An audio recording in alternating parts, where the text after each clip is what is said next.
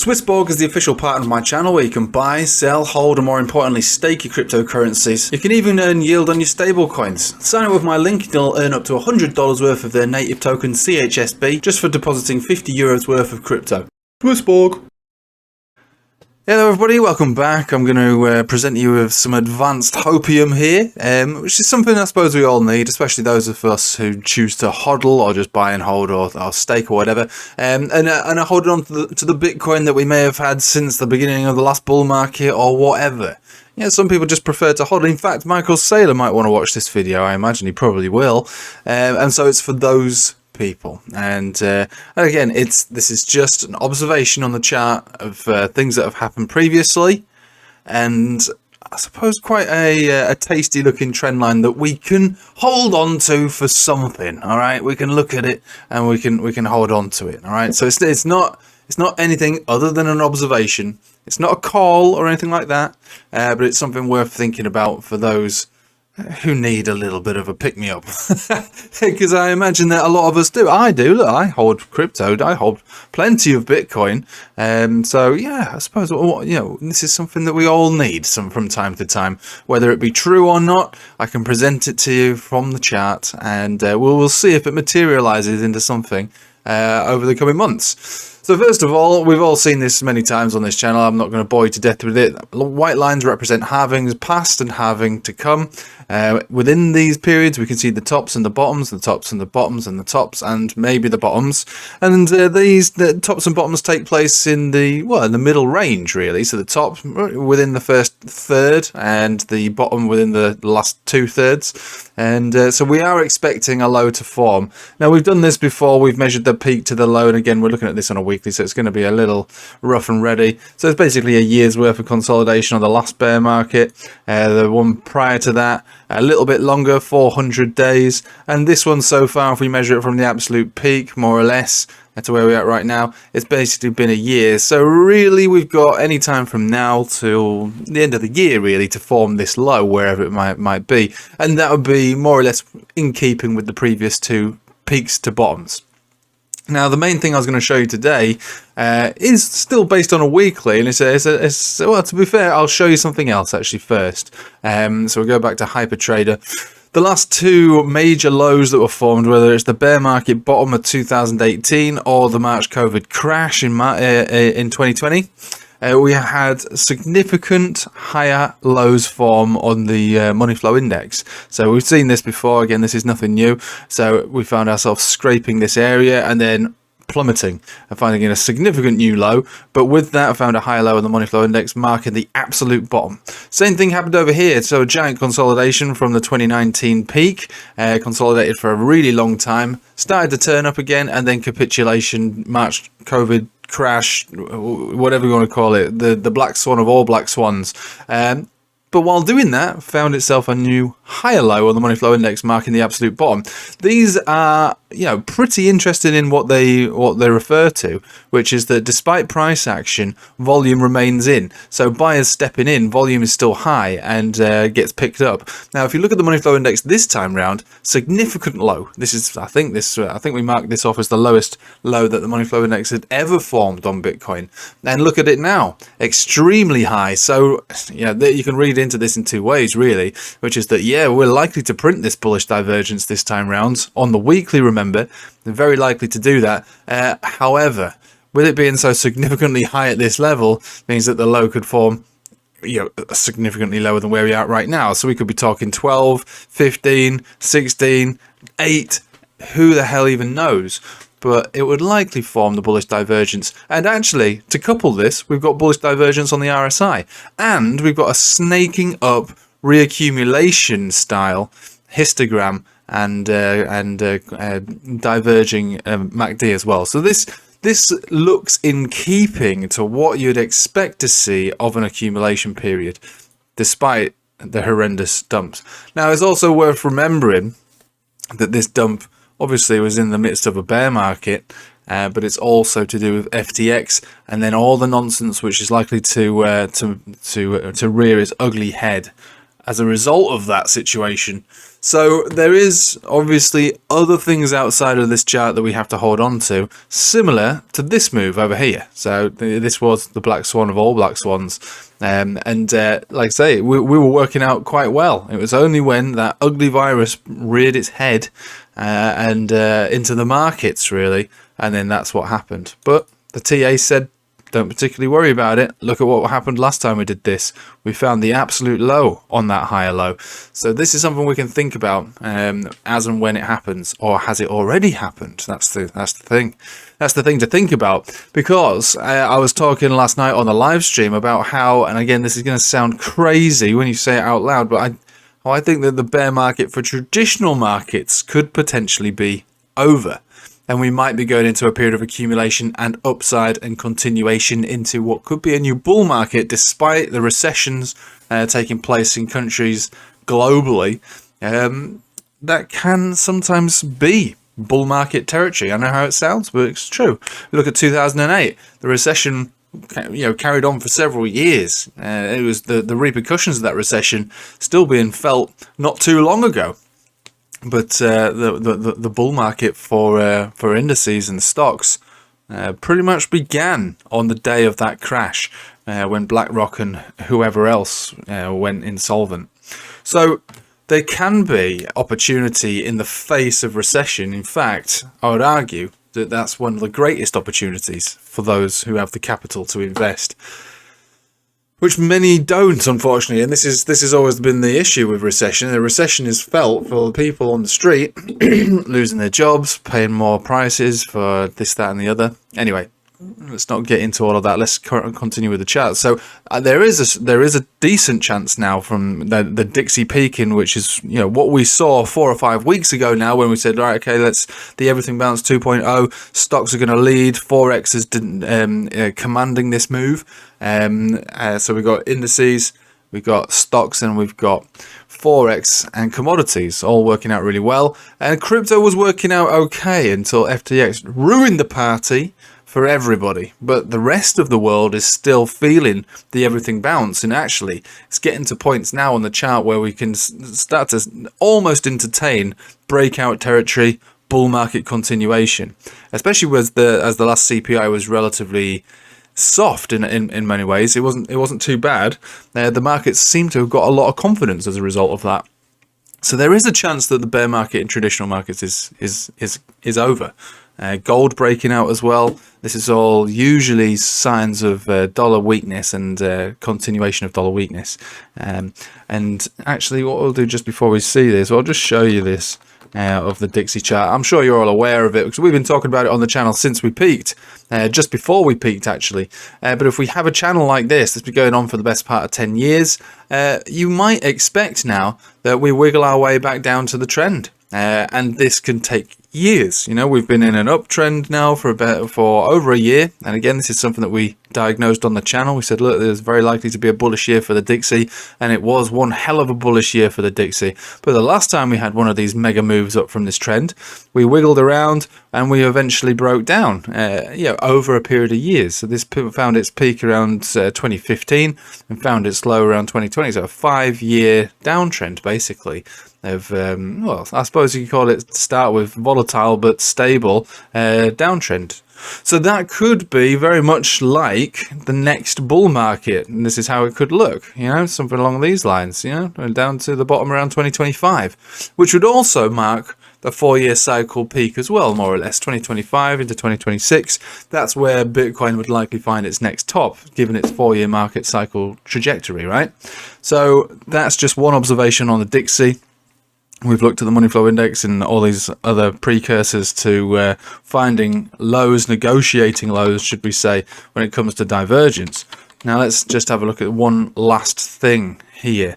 So I'm just bringing up whoa, I've been playing around with fib circles, and they seem to have worked. They seem to have worked. Right, so let's just get rid of that. We don't need any of that. I'm always looking to try new things. I did do fib circles years ago, and I found it turned me into a perma bear, and so I got rid of them. But to be honest with you, maybe there's something in those fib circles after all. So what I was going to look at here, we'll turn this onto the log scale, and we can draw a very simple, crude, but actually decent looking trend line from candle body to candle body, and we more or less gauge ourselves a line of support. Now this isn't anything amazing, nor is it anything like to write home about, but it is just a simple observation. We did find a low around here on the end of the last bear market, sorry. We did retest that low several times before we actually started to launch significantly. Now we found our peak, we consolidated, we started to trend up, the COVID kicked in, we crashed, but 2 candle bodies in a row, this is all on a weekly by the way, we did find support on that when it comes to candle bodies. Wicks are different. Wicks are unreasonable, extortionately crazy lows that can be formed in the face of a black swan like this one. So we never came anywhere close to this trend line, nor did we imagine that we would ever do it. But we have, just this last week. Okay, so we've come crashing down now, and we have wicked a little bit below, and we can still do this again next week or the week after. But if we were to continue to close candle bodies above this trend line, it would be in keeping of the most unreasonable lows that Bitcoin has seen over the last 4 years, right? So it is something to think about. Again, it's a log scale chart on a weekly when we're talking about candle bodies, not candle wicks. Now, like I say, it's just something to think about. And the one last thing we can look at is this, which is your volume. And volume capitulation. We see these enormous, extortionate, ridiculously large candles. Now, you have to go back in time to see how these were at the time that they happened. So December 2018. There we go. Big red candles, the biggest ones we've ever seen, marking capitulations all the way down. All the way down until we found the biggest one, which was basically the last step back in November to December, where we've basically started to really crash down. Now we did find a new low down here after that, so it doesn't mark the absolute low when it comes to the volume indicator, but it does help because you see the giant sells that have come into this market. The next time we saw something anywhere close to that was this one. This was at the time the biggest one marked on the chart, and again, you know, huge crashing crash, massive extortionately large red, marking the absolute low. Also, you know, helped with the money flow index, basically marking the bottom on this one as well with a higher low. So what we've got now, and this is something we've been waiting for as well, is the biggest one ever made. So this is twice the size of the COVID one. It's huge, right? It's massive. It's ridiculously large. The biggest one that's ever happened. I mean, in comparison, it makes the previous bear market end look minuscule. But I've said it many times before. You know, this area now, where Bitcoin bottomed around here, the entire market cap of crypto was about 100 billion. For everything, Bitcoin, Ethereum, and all the ones in between. 100 billion comes in and out of crypto these days. You know, just like just like turning on the water tap. You know, that's nothing anymore. And so yeah, there's a bigger market cap even now. Well, it's still what 6 or 7 or 8 times bigger than it was at the end of the last bear market. So it's huge. And so 100 billion is nothing. But it's worth recognizing that that history appears to be repeating itself in several ways. First of all, we've got the trend line that I've shown here. Okay. Interesting. We've got the bullish divergence. Okay, interesting. We've also got bullish divergence on the RSI, which is interesting. We've got the giant red candle formed over here on the volume profile. We've got a lot of things that seem almost like deja vu in many ways. Now, is it worthy of catching a knife? It's completely your call. It's absolutely up to you if you wanted to catch a knife on this one. It'll be a slow burning knife, and recognize that the last bear market did find its huge red capitulation candle on this one here, but we did come down a little bit further to mark the absolute low a few weeks after that. Now, again, you know, this is just observation based on TA, but we do have divergence, we do have the volume, we do have the trend line, we do have the time frame for all of these sort of things to kick in. and mark an absolute low. We also have the demise of the Dixie and the rise of commodities like gold and stocks as well, suggesting maybe a bull market is in sight. Maybe not tomorrow, maybe not next month, but marking significant lows and maybe a change of direction for a prolonged period of time. Now, there is so many things going on in this economy right now, in everyone's economy. There's so many other things as well, geopolitical events, Russia, Ukraine, China, all kinds of madness that can still unfold behind these charts to determine the direction of the candles. So recognize that is true, and these are things that we have to try and carefully navigate our way through when applying TA to a chart, because it's not everything. Remember, I sold a lot of the Bitcoin. I say a lot, about a third of my entire Bitcoin and crypto portfolio when Omicron was creeping around the corner around last November to December, so a year ago. That's where I sold quite a fair, sizable amount, just based upon the fact that this was like history repeating. I didn't want to be involved in another one of these. I didn't want to sell everything, so I took some chips off the table. Now, it didn't, crash as bad as it was, but it was pretty nasty around December. So getting out around the $50,000-ish area for me, and then basically incrementally buying back at 40 and 30 and 29.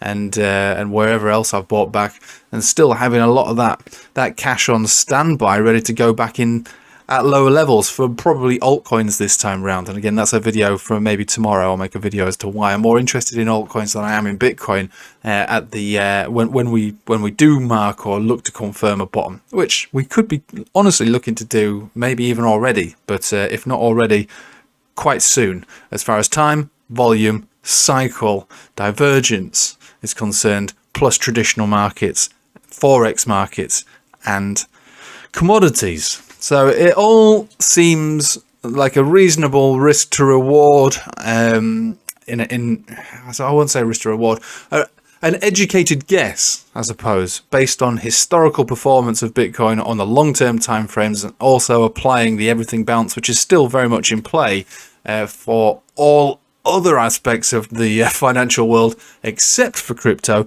because crypto has been on the very sharp end of a pretty nasty black swan that's is only related to crypto currently. We might start to see that moving on to other things. Also, it was interesting to recognize this. I don't know if anyone noticed this yesterday. Coinbase, despite the incredible skepticism of crypto and fear of exchanges, actually had an amazing day yesterday. Now, normally you will find Coinbase move with the market. So whatever crypto's doing, you'll see Coinbase doing. Not yesterday. Yesterday was a down day for everybody in crypto, but not for Coinbase. Coinbase actually rallied, I believe, close to 10% in a single day. 26% here. Pretty impressive stuff, right, for a exchange to start with, and an exchange that for a lot of people don't like it, but I don't mind it. I don't mind it. It is what it is. So it's not as simple as just focusing on, looking at the next levels down, which is fine to do.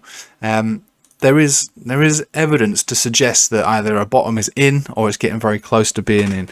I'm not telling you that the bottom is in. I'm telling you that precursors to a bottom are very close. So let's just recap. So we've got time of cycle. We've got supports of trend line. We've got I've got rid of all of that. We've got volume. We've got divergence on 1, 2, 3 major indicators here. And we've got absolute fear and carnage in the market, not determined on the chart, but determined by things taking place outside of the chart, similar to a black swan, where we go to an unreasonable low, but start to continue to close above that trend line. So again, I'm going to get probably more hate than love about this video, because it's such a ridiculous thing to say, which is that the bottom is maybe even in, but maybe I'll use that as clickbait to get people in on it, because look, at the end of the day, I'm not just saying it because it's my thoughts. I'm applying all these things. I'm showing you all these things to suggest that that could be the case. Operative word being could, because we don't know who's going to go insolvent next. We don't know what's going to creep around the corner. But as far as the chart is concerned, it seems reasonable to expect that. Now, in the shorter term time frames, if we want to see Bitcoin really start to pull itself up, it has to close above the pivot point, which is that 18,500, the major breakdown zone, and also the major previously resistance.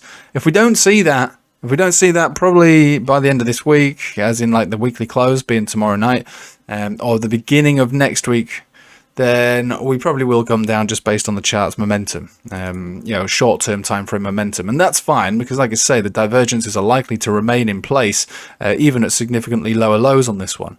But like I said, I thought I'd make the video to cheer everybody up a little bit. There is hope here if you're one of those people that's unwilling to sell or unable to sell, or just, looking to... look for the greater, the larger term timeframes, with a broader horizon outside of the shorter term timeframes. Happy to ride the volatility to make it to a brighter day. There is definitely hope applied to this chart based around all the things that we've said. Right, I'm going to leave it with you there. Hopefully that's been useful to you. Like I say, it does feel very much like history repeating itself, whether it's the bear market or the March COVID crash. Sort of history repeating itself. There is rhythm to this chart still, only if you play it to a weekly, I would say so. And traditional markets, I still think very much like the traditional markets are going to work out quite well still. And that was the hallmark of the everything bounce. Right, I hope you have a nice weekend, by the way.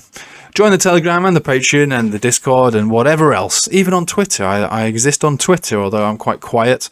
But yeah, hopefully, this is giving you some food for thought. It's not a crystal ball. It's all about risk to reward strategy, statistical likelihood of something playing out. That's all TA is. It's not a horoscope to which you should live your life by. It's basically like going to the bookies to place a bet and making sure that the odds are either in your favour or against you, and you decide whether or not it's worthy of taking that bet. At the moment, it's not great odds, but it's almost like we've seen this football match play already, and we are watching it play again. And we are wondering if we're going to get the same outcome as we did last time. And that's basically what I'm trying to apply over to this chart right now. I think we might, to be honest with you, but we'll have to watch over the next few weeks. It'll be crucial, to be honest with you, between now and Christmas will be crucial. And I reckon by Christmas a low will have been found. Maybe it's an extortionately lower low, or maybe we've already marked that low. We will see, but it's not long now before we can really start to think about crypto as everybody calling it dead is usually the best time to buy. And there's a lot of people calling it dead, and that is getting quite mouth-wateringly tasty when it comes to thinking about buying. It might not be the time to buy it right now, as in like the absolute perfect best time, but it's getting close to that time. Right, thank you for watching. I hope you have a nice day. Take it easy.